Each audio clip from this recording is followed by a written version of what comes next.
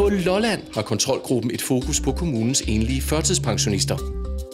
De får et særligt enligt tilskud fra kommunen, som derfor vil sikre sig, at de reelt er enlige. Jeg bor her sammen med mine kammerater. Nu er jeg åbenbart ikke enlig mere. Lolland Kommune har lidt over 45.000 indbyggere og er en af de kommuner i landet med flest modtagere af offentlige ydelser. Derfor har de også fokus på at bekæmpe socialt bedrageri. Kommunens kontrolgruppe har eksisteret siden 2010 og består i dag af Lone og Line. Jeg har lige noget Facebook-print fra vedkommende, der kommer her. Netop nu har kontrolgruppen fokus på enlige førtidspensionister. Hvis du vil kigge på dem inde i sagen. Det vil jeg meget gerne. Så kan jeg lige prøve at finde dem frem. Kontrolgruppen har sendt breve ud til kommunens i alt 1.865 enlige førtidspensionister for at kontrollere, om de reelt er enlige. Vores projekt startede op med, at vi oplevede, at der var rigtig mange, der var registreret forkert i vores system. Så derfor valgte vi at skrive ud til alle dem, som så registreret som enlige pensionister. I dag har de indkaldt en kvinde, som de er i tvivl om er enlig. Hun bor til leje hos en mand, men der er tale om et etfamilieshus, og der er kun registreret et køkken og bad. Af lejekontrakten der fremgår det, at hun lejer et værelse på 8 kvadratmeter, og hun betaler pengene direkte til udlejer, som bor på samme adresse. En pensionist vurderes som enlig, hvis man bor alene på sin adresse, og der ikke er andre der, og der ikke er nogen til at bidrage til den fælles husførsel. Jeg prøver lige at tjekke det på BBR, hvad det siger kvadratmetermæssigt. 105 kvadratmeter, en familieshus, et toilet og et køkken. Hun oplyser, at hun bor på 8 kvadratmeter, men i CPR kan vi se, at hun bor sammen med en anden person. Så et familieshus, så vi må formode, at de er samboende. Kom du nærmere? Og Line? En førtidspensionist modtager som udgangspunkt ca. 14.500 kroner om måneden fra kommunen. Er man enlig, er man berettiget til yderligere 2.602 kroner om måneden. Men så skal man også være enlig og ikke have fælles husførelse med andre. Må jeg starte med at lægge ud? Det må du i hvert fald. Det er, at jeg er på grund af det her, så jeg blev bedt om at flytte. Hvilket jeg så har fundet mig en ny adresse, altså et nyt værelse. Men jeg risikerer jo at havne i den samme situation en gang til. Fordi det er også et lejeværelse, hvor der bor andre på andre lejeværelser. Ja. Den ejendom kender vi godt. Vi ved, det er reelle værelser, der bliver lejet ud. Så det er helt sikkert, at når du flytter derud, så vil du stadigvæk være berettiget til den pension, du modtager. På den anden adresse, du har boet på tidligere, den er jo registreret som et etfamilieshus, og når man er registreret som et etfamilieshus, så vil man heller ikke være berettiget til pension som enlig, når man bor under samme tag. Vi oplever, at rigtig mange står registreret forkert, og selvfølgelig er der indimellem nogen, der gør det meget bevidst, men det er ikke i dit tilfælde her, kan jeg godt se. Min mavefornemmelse siger mig også, at hun taler sandt, og så lukker vi sagen derefter.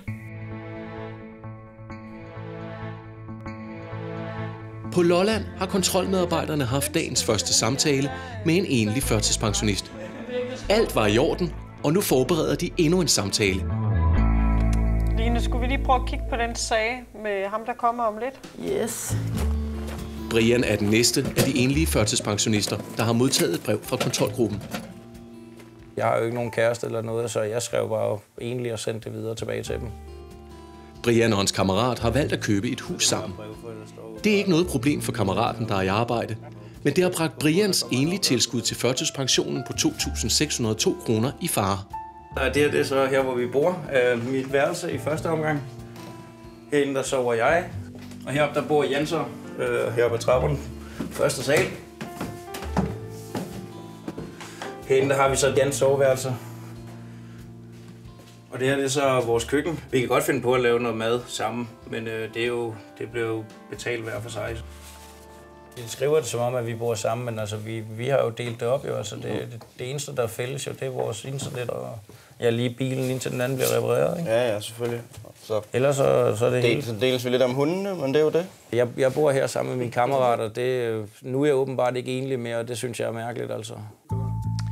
Vi har fået den her mail fra ham, hvor han skriver, at alting bliver jo registreret i hoved og røv nu om dagen. Og jeg kunne godt tænke mig at vide, hvor det lovmæssigt grundlag er for den opførsel. Men jeg synes egentlig, at det er rart, at borgerne de reagerer på de breve, vi sender ud til dem. Og selvfølgelig er der også nogle borgere, der er utilfredse over den måde, systemerne de kører på. Og der har vi i hvert fald lov om social pension, paragraf 41, hvor vi har lov til at skrive ud til ham og bede om de oplysninger, vi har brug for til sagen. Så jeg tror, vi skal have en snak med ham om, hvordan fungerer deres hverdag derhjemme, og reglerne omkring, hvornår man er enlig eller ikke enlig. Det tror jeg også. Ifølge loven er en pensionist som udgangspunkt kun enlig, hvis han bor alene og ikke får økonomisk hjælp af andre. Men det er en konkret vurdering fra sag til sag, og en fælles bolig er ikke i sig selv nok til at miste enlig status.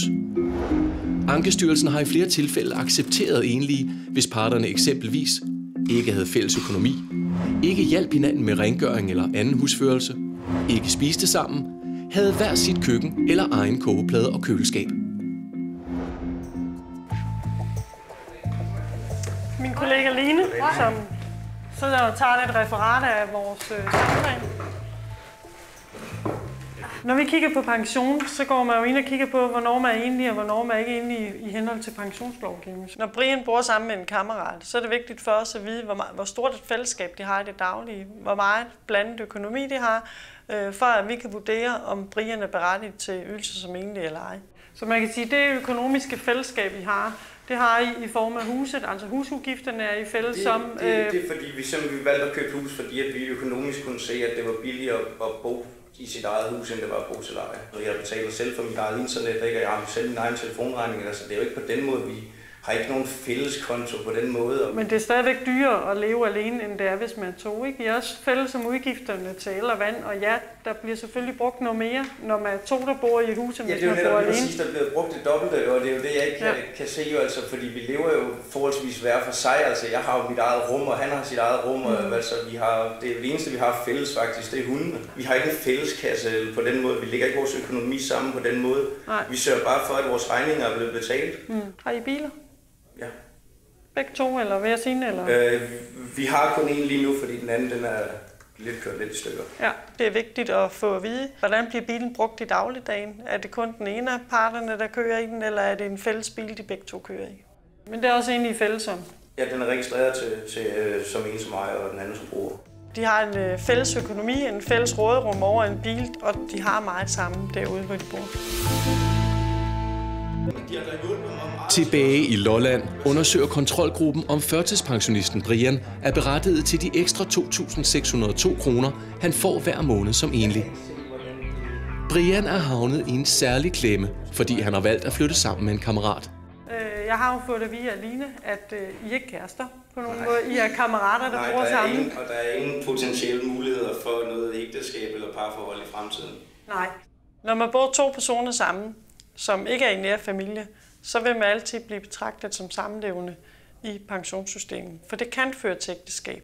Jeg læser loven, og der står der jo i sidste ende, at det hele er jo et spørgsmål om parforhold og ægteskab, og om der er mulighed for et potentielt ægteskab i fremtiden. Og det kan godt føre til ægteskab, eller registreret samliv. Det kan det ikke. Hvorfor kan det ikke det? Fordi at jeg er ikke homoseksuel. Nej, men det har ikke nogen grund til at skal udtale mig til dig. Nej, overhovedet ikke. Men jeg siger, at det kan godt. I er ikke søskende, så derfor kunne I godt gå hen og...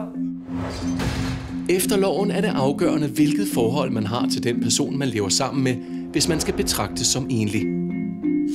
Bor man med en kæreste, så er man ikke enlig. Bor man sammen med for eksempel sin far eller bror, så er man altid enlig, fordi forholdet aldrig vil kunne udvikle sig til et parforhold.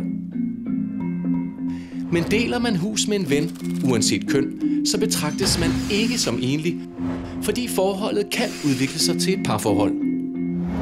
Den måde, I skriver det på, der spørger jeg sådan set bare, om jeg er enlig, og der kigger jeg jo på det ud fra hvad skal vi sige, jeg er selvfølgelig socialt bedrageri, men det er mere ud fra et ægteskabsaspekt af det. Og når vi snakker om kærester og det ene og det andet, så i min verden har jeg aldrig nogensinde opfattet eller troet, at jeg skulle gå ud og registrere mig på den måde der. Nej. Selvfølgelig nu her, når jeg er pension, så kan jeg da godt se det på en eller anden måde, men at man bliver næsten sådan beskyldt for socialt bedrageri, bare fordi, eller man skal ind til en samtale eller ind til et ting, bare fordi man bor to venner sammen. Han er jo meget ærlig omkring det. De bor to på en adresse, og det har de valgt at gøre nogle økonomiske årsager. De får mere for pengene. Men i vores pensionssystem, der er lovgivningen bare anderledes, så er man samlevende lige så snart man bor to på en adresse. Så I laver jeres egen definition af, hvad enlig betyder? Nej, det gør vi ikke. Altså, vi benytter jo den lovgivning, der ligger til grund for det. Du vil gerne erkende, at det der egentlig det har til bunden i noget med ægteskabelig status og noget med parforhold. Det går man jo ind og kigge på, Men du går så også ind og siger, at det er vi egentlig ligeglade med, for vi kigger på noget andet. Altså, jeg føler ikke, at den her sag den er så klokkeklar, som de måske antyder den er. Ikke? Ud fra hvad jeg kunne læse, der havde hun jo mere eller mindre det sidste ord i sagen, uanset hvad jeg sagde. Men jeg har siddet og kigget det her igennem her, og jeg ved udmærket godt, nu nævner du så pensionsloven, men når det kommer til stykket, så er der jo ikke nogen decideret lov, jo det er et skøn. Det skøn, det ligger jo også i den lovgivning, der er, fordi der står i lovgivningen, at vi skal foretage det skøn. Men jeg synes bare, det er et eller andet problem, når vi lever i et retssamfund, at der ikke er decideret nogen lov, der bliver fuldt her, men det er din sådan bob-bob-beslutning. Ja. Ud fra din definering af de der beslutninger, de lov, det stykke papir, det kan jeg ikke bruge til noget, for jeg føler mig et eller andet sted trådt på. Lovgivningen er jo, som den er, så vi bliver nødt til at træffe de afgørelser ud for den lovgivning, der er gældende. Jeg er bare ked af, at det skal være på den måde. Ja. Jeg føler, at det her det er et definitionsspørgsmål ud fra ens begreb om egentlig. Og når jeg slår det op i en ordbog, så har det intet med ens fællesudgifter at gøre, så har det noget at gøre med ens ægteskabelige status. Jamen, jeg synes da, at samtalen den går okay. Her får fortalt, hvad jeg synes om sagen. Jeg er bare ikke særlig glad for, at de mennesker, som skal sidde og tage beslutninger ud fra, hvad skal vi sige, deres mavefornemmelse, at de gør det altså med så meget adgang til ens privatliv. På Lolland har kommunen sendt Brian et referat af møde med Lone og Line. Brian oplyser, at han bor sammen med Jan. De er hinandens bedste venner, og der er ikke, ifølge Brian ikke er mulighed for ægteskabslignende forhold mellem dem. I det Brian oplyser, at han ikke er homoseksuel. Lone oplyser, at vi ikke lægger vægt på, om der er et reelt par-kæresteforhold, men om der er et fællesskab med hjælp i hjemmet, økonomi med videre. Altså, jeg synes ikke rigtigt, jeg er enig i det der, eller i hvert fald i noget af det, der står, ikke? Altså, som for eksempel det der med, at vi er fælles om maden, det synes jeg jo ikke rigtigt, vi er på den måde, jo. Altså, vi betaler jo maden hver for sig, altså, når vi køber mad, så køber jeg jo ikke mad til mig selv og mad til ham, jo. Det er jo, altså, vi køber nok til os hver, jo, og så betaler vi halvdelen hver, jo, ikke? Jamen, altså, jeg er jo stadigvæk uenig med dem omkring det der med, hvordan man definerer det at være enlig. Kommunen har siden besluttet, at Brian ikke længere kan betragtes som enlig førtidspensionist. Umiddelbart så kan jeg se, at afgørelsen kommer til at have en stor betydning for mig. Brian er nu ikke længere berettiget til at modtage det ekstra enlige tilskud på 2.602 kroner om måneden. Det er forholdsvis mange penge i budget, og lige pludselig skal prøve på at finde frem på en anden måde. Brian har nu 4 uger til at klage over afgørelsen til det sociale nævn. Kontrolgruppen kan gøre resultatet op af deres breve til de 1.865 enlige førtidspensionister.